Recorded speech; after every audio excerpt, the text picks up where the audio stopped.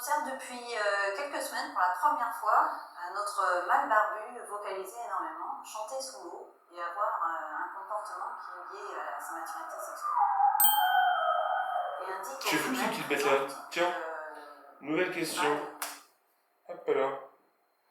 Nouvelle question, tiens, le phoque du 84 justement, qui nous demande: bonjour, c'est la deuxième fois que je vous contacte, j'aime le chiffre 2, et j'ai entendu parler d'un montage avec 2 têtes plombées, qui permettrait de prendre 2 fois plus de poissons. Ok. Pourriez-vous m'expliquer, et plutôt 2 fois qu'une? Ok, la mythe, je t'ai reconnu. Assieds-toi, je te montre tout de suite comment on fait un montage double tête plombée. Oh, stop. Wait a minute.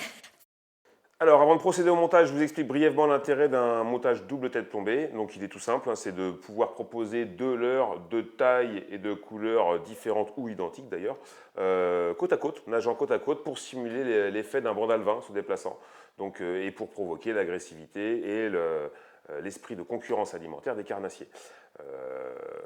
Pour réaliser ce montage, on a besoin évidemment de fluorocarbone, toujours que l'on adaptera en taille selon le poisson recherché et la taille des leurres que l'on utilise.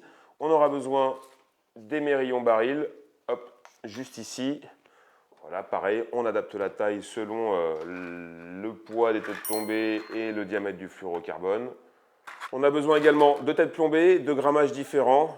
Sur un montage double tête plombée, une tête plombée, enfin un leurre évolue un petit peu au-dessus de l'autre. Donc celui qui est au-dessus, on met une tête plombée plus légère que celui qui est en dessous. Hop là. Et enfin, des leurres. Alors là, encore une fois, 2 solutions. On peut mettre 2 leurres identiques pour simuler un banc d'alevin, donc des poissons de même calibre, même coloris. Hop. Ou alors varier les couleurs et en mettre un plus gros derrière, comme si un prédateur chassait un plus petit. Voilà, donc vous pouvez provoquer différents effets grâce au montage double. Alors, pour réaliser le montage, c'est très simple. On saisit la bobine de fluorocarbone, un petit émerillon baril. Hop là, je sors la longueur dont j'ai besoin. Donc, généralement, là, un bon mètre va suffire.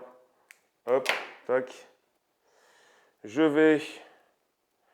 Alors, c'est là que je détermine un petit peu la longueur qu'auront mes brins au final. Donc, comme je vous le disais avant, la tête plombée qui est plus légère va évoluer généralement au-dessus de la tête plombée du bas, qui sera plus lourde. Donc là, je vais décider de mettre mon premier leurre aller à 30-40 cm et l'autre à 50. Donc je vais faire un nœud, hop, juste ici. Donc je plie mon fluorocarbone, vous l'insérez doublé dans l'anneau du baril, vous réalisez un nœud palomar, un nœud que vous connaissez déjà. Je me retrouve donc avec mon baril qui soutient donc 2 brins, un de la longueur de mon choix et l'autre un petit peu plus long. Il me reste maintenant plus qu'à rajouter mes têtes plombées. Donc je vais prendre ma tête plombée légère, donc ici de 5 grammes, hop là, que je raccorde, excusez-moi, que je raccorde au brin fin. Donc ici, nœud palomar, nœud universel, moi je fais celui qui me semble le plus rapide. Donc voilà, une fois que j'ai fixé ma première tête plombée, je procède de la même façon pour la deuxième. Donc là, il a encore temps de déterminer la distance à laquelle je souhaite la mettre. Je vais la mettre à peu près ici, ça me paraît très bien, pour simuler soit l'effet de chasse, soit le côté banc d'alevin. Donc hop, de la même façon, je plie mon fil à l'endroit où je veux fixer et je réalise mon nœud. Et voici mon montage terminé.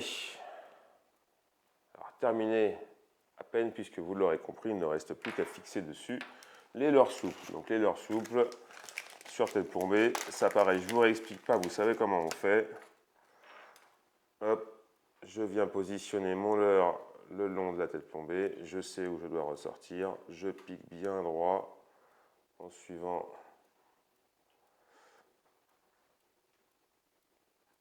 la ligne dans le corps du leurre, voilà. Ici, je vais faire le choix de mettre des leurres de taille et de couleurs différentes. Alors, c'est aussi l'intérêt de ce montage double, c'est qu'on peut effectivement essayer plusieurs couleurs, plusieurs tailles. Ça permet de trouver d'avoir des infos, de récolter des infos un peu plus vite et des fois de trouver le pattern, c'est-à-dire le leurre du jour, un peu plus rapidement que si on ne le faisait avec une tête plombée. Ça revient presque à pêcher à 2, mais tout seul. Toc là. Voici le montage fini. Donc, je vous laisse mettre ça en application au bord de l'eau, en variant les tailles, les couleurs, les longueurs de potence. Vous savez désormais réaliser un montage double tête plombée. et nous, on passe à la question suivante. Ok, d'accord? Oh, stop. Wait a minute.